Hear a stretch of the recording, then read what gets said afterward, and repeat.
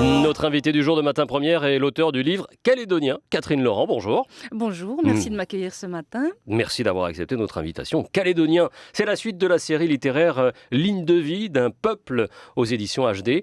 Car nous avions découvert cette série grâce à Caroline Bourgine qui nous avait présenté les Guadeloupéens. Alors il existe les Brésiliens, les Sud-Africains. Et qu'avez-vous fait de l'article les avec Calédonien? Il n'y a plus les si, Calédoniens. sur l'arrêt du livre, regardez Sur bien. l'arrêt Sur l'arrêt, il y a les Calédoniens. Je ne vois pas. Voilà. Moi, je ne suis pas responsable de la couverture. Vous, c'est Calédonien. C'est Calédonien, c'est encore plus fort que les Calédoniens. Vous découvrez la Calédonie après être passé à Saint-Pierre-et-Miquelon, et puis surtout après votre ville natale, Nancy. Oui. Vous tombez amoureuse de cette île du Pacifique. C'est la raison pour laquelle on vous confie la rédaction de cet ouvrage. Oui, alors tout à fait. Alors j'étais revenue en 2014, j'avais une année de disponibilité et j'avais vu passer le lancement de cette collection qui m'intriguait beaucoup. Donc j'étais allée au lancement, j'avais rencontré Henri Dougier justement, j'étais avec Caroline. Ouais. Et en fait on était allés par pure curiosité. Et puis tout d'un coup on s'est regardés toutes les deux, puis on s'est dit et si on allait voir Henri, et si on lui proposait ce projet-là. D'écrire l'une pour la Guadeloupe, l'autre pour, la Calédonie. Ouais. Alors il a fonctionné beaucoup plus rapidement pour la Guadeloupe. La Calédonie, ça lui disait absolument rien du tout. Ouais. C'était pour lui une prise de risque. Hein, il n'avait pas encore fait l'outre-mer. Est-ce qu'on se sent légitime d'écrire sur une région, un pays, un peuple lorsqu'on n'en fait pas partie, malgré vos 20 années passées là-bas? Est-ce qu'on se sent... Alors c'est une vraie question, surtout en Calédonie. Hein. On est dans un Qui vrai terrain de légitime, qui ne l'est pas, qui a le droit de s'estimer du pays, qui peut voter, qui ne peut pas voter. Enfin ça c'est un vrai problème. Ça va jusque-là, oui. Alors je me suis sentie légitime parce que 23 ans de vie c'est énorme, parce que j'ai beaucoup vécu en brousse dans les îles avec les jeunes. J'ai pas passé mon temps à Nouméa dans les quartiers sud. Voilà, j'ai rien contre les quartiers sud parce que j'y suis aussi. Quartier sud, c'est européen, c'est un peu européen, voilà, c'est très. Voilà, j'ai quand même vécu beaucoup avec les gens et puis j'étais auteure déjà. Donc j'étais déjà inscrite dans... Voilà, j'ai toujours fait partie de l'Association des écrivains de Nouvelle-Calédonie. Et c'est ça qui m'a donné un peu de légitimité. Et puis surtout parce que je le fais avec cœur. Et surtout, ce livre, je ne l'ai pas fait pour moi. C'est pas un roman. C'est un livre que j'ai vraiment fait pour les gens, pour qu'en France, on casse les clichés. Il y a tellement d'images toutes faites en France, sur la Calédonie, sur les événements, que moi, j'avais besoin de faire connaître. C'est plus une mission de partage. C'est pas tellement moi qui... Je ne suis pas si intéressante que ça dans l'histoire. Ah voilà. Non, mais d'ailleurs, vous ne parlez pas de vous, alors ça tombe bien. Est-ce que le recul, est-ce que le fait de ne pas être justement calédonien a un avantage, a un intérêt, justement, parce que cette personne a plus de recul. C'est aussi ça l'intérêt, voilà, j'imagine. C'est ce qu'ont dit certaines personnes, effectivement, parce que du coup, j'ai pris parti pour rien ni personne. Voilà. Ça m'a permis d'avoir une objectivité, de n'être d'aucun bord, d'entendre tout le monde, de laisser passer toutes les paroles, et que justement, dans le livre, ne se sentent vraiment, c'est ce que m'ont dit les gens pas de parti au pris. retour. Il n'y a aucun parti pris. Donc c'était le but et c'était vraiment ma mission. Car la Calédonie, comme beaucoup de ces territoires d'outre-mer, sont des pays assez complexes. Peut-être encore plus la Calédonie, non ? Oui, c'est éminemment complexe parce qu'on arrive dans une zone de turbulence à cause du référendum qui se profile à l'horizon. Il faut qu'on arrive à clore ces 20 ans de l'accord de Nouméa de façon paisible, trouver des solutions pour que tout le monde y trouve son compte. Ça, c'est complexe. Mais ce qui est complexe, c'est la culture. Hein. On est quand même, ça fait même pas 200 ans que les Français ont mis les pieds là-bas. Et avant, il y a des milliers d'années de culture kanak. Donc forcément, c'est une confrontation et on a à peu près une moitié de population, donc moitié à peu près kanak, 42%, et tout le reste d'autres communautés. Donc arriver à faire fonctionner tout ça dans la paix, la joie et le partage, c'est loin d'être une mince affaire en fait. Hein. Et on l'entend dans votre discours et on le lit également dans votre ouvrage, c'est quand même deux peuples. C'est deux communautés qui vivent sur un même territoire. On lit, on aperçoit un peu de mélange, un peu de mixité, mais alors très très faible. Oui, alors il y a plein de nuances, c'est-à-dire qu'il y a les gens qui se mélangent pas du tout, il y a les gens qui se mélangent un peu, il y a les gens qui se mélangent beaucoup. Ça dépend des endroits où on vit, ça dépend des quartiers, ça dépend si on est en brousse, pas Mm. en brousse. Et dans les communautés, il faut pas oublier aussi, par exemple, qu'on a aussi une forte communauté océanienne, qui est la communauté wallisienne et futunienne, qui est implantée là-bas, qui est très très présente. Donc ça fait encore un autre mélange. Il y a des petites communautés, il y a des Antillais aussi, il y a des Indiens, il y a des Vanuatais, mais il y a une très forte communauté qui vient aussi du Pacifique. Et ça fait quelque chose d'assez complexe. Mais les gens, les gens, enfin, ça s'est bien passé ces 20 dernières Oui. années. Ce qui complique les choses, c'est que les gens vont être obligés, à cause de ce référendum couperet, d'être pour ou contre. Et ça, forcément, ça cristallise Est-ce énormément qu'il y a les choses. un peuple calédonien ou des peuples? C'était le but de la collection, d'essayer de montrer. Non, c'est pas seulement le but de la collection, c'est que le mot-clé, le mot d'ordre depuis 20 ans, c'est construire un destin commun. Ouais. Donc si on construit un destin commun, ça veut dire qu'il y a une unité. On essaye, donc on a essayé de tendre.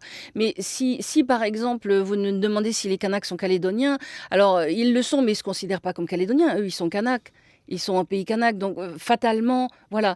Mais il y a une bonne volonté. Ça fait 20 ans qu'il y a plein de bonne volonté en Nouvelle-Calédonie. Donc, on tend vers quelque chose de commun. Donc, oui, on s'appelle les Calédoniens, forcément, parce qu'il faut bien Il s'appeler. faut bien rassembler à un il- moment Oui, voilà. Et puis, voilà, les gens. l'île, le Voilà, département. parce que Ouais. si vous parlez à des étudiants kanak, par exemple, ici, ils vont dire on est de Nouvelle-Calédonie avec tous les autres. Quand on est à l'extérieur, on se reconnaît dans le métro.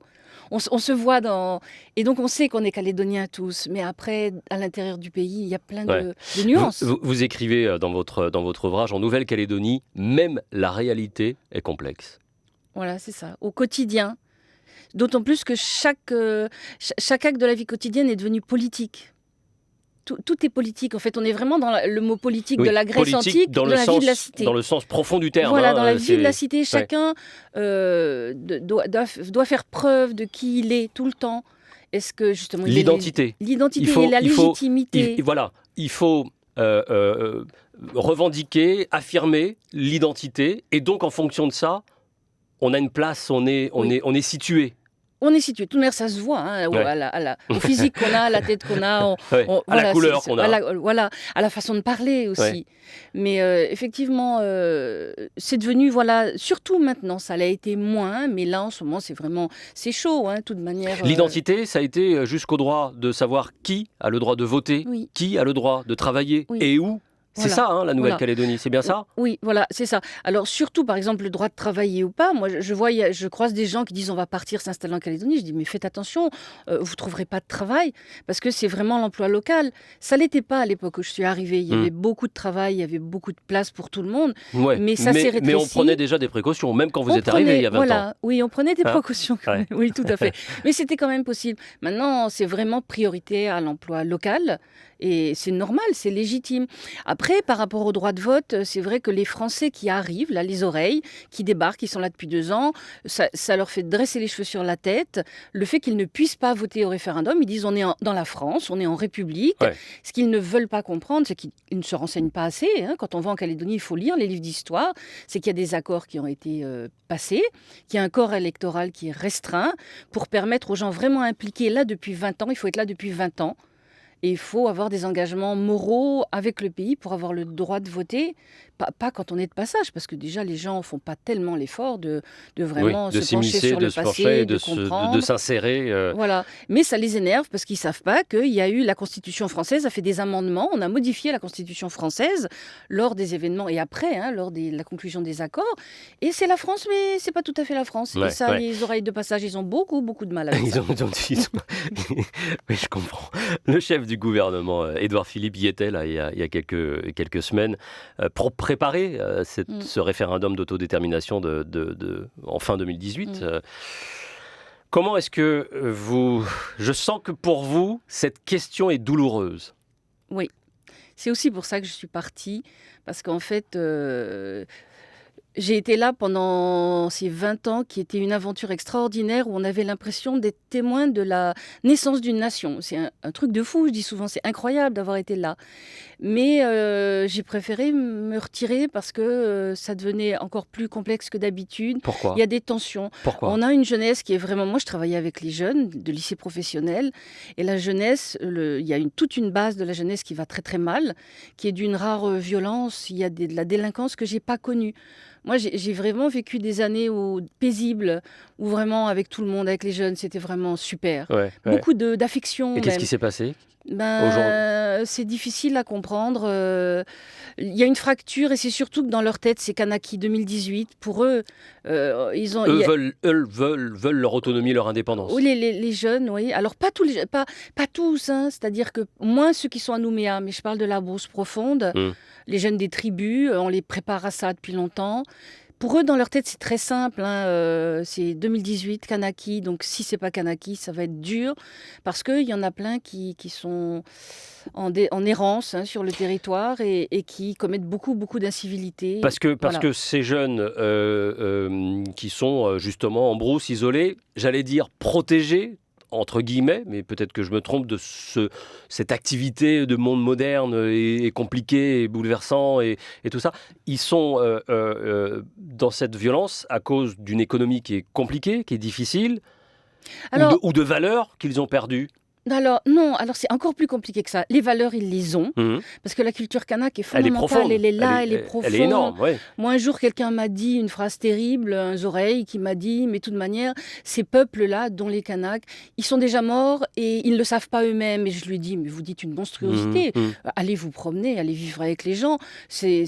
Il y a 200 ans de colonisation, mais au fond, la culture kanak, elle est très profonde. Les gens sont chez eux, c'est leur terre depuis des milliers d'années. La coutume est très forte. Et ces Mais jeunes l'ont, ils la oui, préservent, bien sûr. Bien sûr, et ils l'aiment. Ouais. C'est ça, ils la Ouais. revendiquent. Et quelque part, moi, de ceux que je fréquentais, que j'étais avec eux toute la journée, quand je les faisais parler, ils me disaient qu'eux, ils voudraient revenir même au temps avant, des anciens, mais avant que ce soit perdu à cause de la modernité, tout ça. Mais après, ils ont la modernité, ils ont des téléphones portables. Donc c'est ils ont des quelque chose de voitures. très réfléchi, en fait. C'est très conscient. C'est très conscient. C'est pas par la force des choses, d'une Non. économie, d'une galère, Non. de la pauvreté qui fait qu'il y a Pas quelque du chose tout. de Il y a pas très une ancré en vraie eux. pauvreté. Mm. Il y a des inégalités, il y comme a des partout. très Ouais, riches, bien voilà, sûr. comme partout. Mm. Mais je veux dire, on n'est pas pauvre quand on vit en tribu. On peut manger, on peut dormir, il y a toujours des tontons, des tantines. Voilà. En ville, c'est plus difficile parce que tout est très cher, mais ils sont aussi de chez eux. Après, il y a des jeunes qui sont déconnectés de la tribu aussi. Elle va jouer Voilà. un rôle important, cette jeunesse, dans ce référendum. Vous les sentez, ceux que vous décrivez sont motivés, et les autres, ceux de Mais il y a Nouméa. les autres. Il y a ceux de Nouméa, puis il y a ceux qui sont en France. Mm. On a énormément d'étudiants kanak qui font des études supérieures, qui Ouais. sont bac plus 4, 5, qui rentrent ou qui rentrent pas, mais en tout cas qui préparent aussi ça de l'extérieur ici. Et qui sont vont assez voter. actifs, qui vont voter et qui ont une conscience, qui ont fait des études. Alors ils ont. Et quel est leur sentiment, eux, justement, qui sont... Il faudrait les inviter. Oui, Je peux avec pas plaisir. parler à leur Moi, je ferai. place. Non, mais de D'autant ce plus que j'ai fait parler les gens qui étaient dans le pays. dans le pays. C'est vrai je que n'ai fait parler que les gens qui étaient aujourd'hui, en ce moment, dans le pays. c'est vrai que votre livre, et c'est le principe d'ailleurs De la collection, c'est de s'appuyer sur des témoignages. C'est vraiment un travail de journaliste, de reportage, et donc de recueil de témoignages. Mais forcément, ces jeunes qui font des études, ils ont une vision plus nuancée, plus modérée. Ils se rendent bien compte que dans le monde mondialisé, être totalement indépendant, ça mène à des dérives aussi autres. Parce que quand on regarde les pays, par exemple, comme le Vanuatu, où le système scolaire, médical est complètement... Mais d'un autre côté, les gens, ils ont moins de problèmes identitaires. Alors, On est dans un problème identitaire. Problème identitaire. Voilà, Est-ce que les oreilles dont vous parlez, comment ils sont insérés, comment ils s'impliquent, ou pas d'ailleurs, dans ce pays? Mais il y a tout type d'oreilles. C'est-à-dire qu'il y a des oreilles qui sont de longue date, comme je pouvais l'être, qui travaillent depuis longtemps, qui aiment le pays, qui ont investi, qui ont des maisons, qui ont fait naître leurs enfants là-bas. Ils se sentent vraiment calédoniens. Voilà, il y a vraiment les oreilles de longue date qui, en plus, ont beaucoup contribué au mouvement. Il y en a plein qui sont dans la FLNKS, qui ont participé. Il faut quand même voir que la prise les idées sont venues beaucoup après 68 avec tous ceux qui avaient fait la route à Katmandou, tout ça, qui sont venus, qui ont amené cet état d'esprit voilà, qui sont revenus aussi anti-système, quoi. Oui, mais qui sont revenus aussi avec tous les jeunes Kanaks qui faisaient des études, qui ont connu mai 68, Nidosh Neslin, tous ces gens-là, Eli Poagoun, Dewey Gordé, ils ont connu. Et donc, il y a aussi des métropolitains, des oreilles, qui sont partis dans cette mouvance-là et qui sont vraiment impliqués. Après, il y a des gens de passage qui viennent sous contrat, tout ça, voilà, forcément, quand on n'est pas là depuis longtemps. Ceci dit, moi, j'en ai connu qui étaient là depuis 3 mois et qui m'expliquaient le pays mieux que mieux moi. Que vous-même en 20 voilà. ans. Et la place de la femme dans cette Calédonie, quelle est-elle ? Comment vit-elle ? On sait qu'aux Antilles, à La Réunion, il y a une espèce de socle incarné par la femme, potomitan, comme on dit. Non, c'est pas du tout la même chose. Déjà, il faut savoir de quelles femmes on parle. Alors, on va parler de toutes les femmes océaniennes, d'accord ? D'ailleurs, il y a les jeunes Kanaks à Paris qui vont faire une intervention sur la femme océanienne dans pas longtemps à la Maison de la Calédonie, là, Très bien. la semaine prochaine ou la semaine d'après. Il y a les femmes Kanaks, il y a les femmes wallisiennes, futuniennes, il y a les européennes. On est toutes franchement très très différentes. Il n'y a pas d'unité culturelle. On a tous des modes de vie. Chacun respecte le mode de vie voilà. Les femmes Kanaks sont en évolution forcément parce qu'elles ont envie de vivre différemment. Mais au-delà de tout, ce qui leur importe, c'est la coutume. Parce qu'une femme Kanak sans la coutume, une femme Kanak, c'est une femme Kanak. Ce qui est le plus important, c'est le clan. Vous savez, il n'y a pas d'identité propre dans le monde Kanak. Un individu n'existe pas.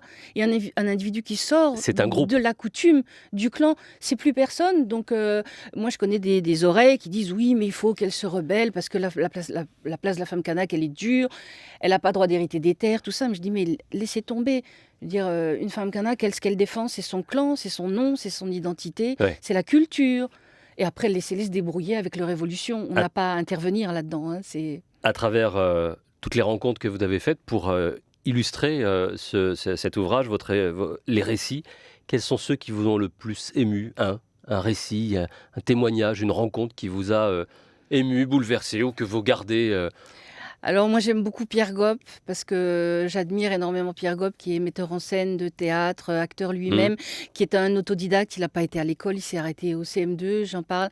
C'est un personnage extraordinaire qui fait des pièces de théâtre, il dit les choses terribles, il dit le viol, il dit les mariages forcés, il dit la délinquance, il dit tout. Il n'est pas toujours apprécié dans le monde kanak, mais il parle. Alors que souvent, on est dans le pays du non-dit, on ne dit pas forcément les choses. Et j'aime beaucoup aussi l'histoire qui était une amie de la descendante de japonaise, qui raconte l'histoire de ses ancêtres japonais, du grand-père qui était venu et qui elle-même a fait un travail de retour pour aller voir les Japonais qui sont restés dans le petit village japonais. Et c'est extraordinaire, quoi. Voilà, il y a vraiment des gens qui... En tout cas, tout le monde m'a ouvert son cœur et j'ai pas eu trop de difficultés, il n'y a pas eu de réticence. Personne ne m'a dit non et tout le monde a parlé vraiment avec authenticité, avec son cœur et c'était vraiment vous y retournez ? un vrai régal. Pas pour le moment, parce que c'est loin, le voyage est très cher, qu'on est décalé au niveau de l'année civile, on n'a pas la même année scolaire. Plus tard. J'y retournerai, forcément. C'est mon pays aussi. Calédonien, ligne de vie d'un peuple, dans cette série aux éditions HD, avec vous, Catherine Laurent, pour avoir ce recul extérieur nécessaire pour apprécier, en tout cas découvrir comme Jean Mariotti, un peuple. Il faut lire Jean Mariotti, c'était un grand auteur qui a passé sa vie en France et qui écrivait La Calédonie de loin. Il faut lire aussi Mariotti. Voilà, c'était mon petit clin d'œil au passé, à la littérature du passé. Merci Catherine Laurent. Merci beaucoup. Il y a la projection d'un film documentaire qui va bientôt arriver, que vous pourrez voir, qui s'intitule Saint-Louis, une histoire calédonienne. Voilà, ce sera à partir du mois de février. Il y a une première le 21 février avec France Télévisions qui en est partenaire. Merci d'être venu ici. Mais surtout, merci de m'avoir invité. Il est 11h33.